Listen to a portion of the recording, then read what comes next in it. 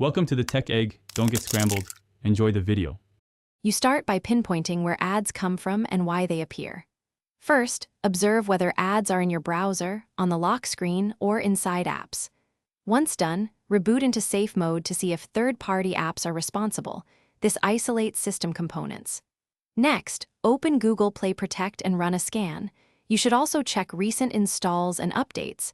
Remove any suspicious app now. These steps stop noise fast and expose the likely adware source for the next actions. You now dig deeper to remove offending software and revoke privileges that allow persistent ads.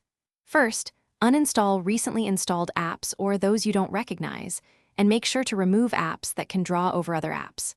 Then, go to Settings and revoke notification and overlay permissions from any suspicious app, because those let ads appear outside the app.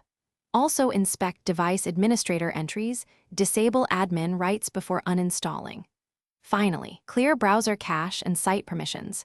This eliminates malicious cookies and redirect rules. You finish by locking down the device so ads don't return. Update Android and all apps to close security holes, then install a reputable anti-malware app and enable Play Store verification. Configure browser privacy, disable intrusive notifications, install an ad blocker extension, and avoid unknown APKs. Monitor for a few days to confirm ads stopped. If pop-ups persist despite these steps, back up your data and perform a factory reset. That's the reliable recovery. If it still fails, contact the device maker or carrier for. Thanks for watching. Consider subscribing if I helped unscramble your problems.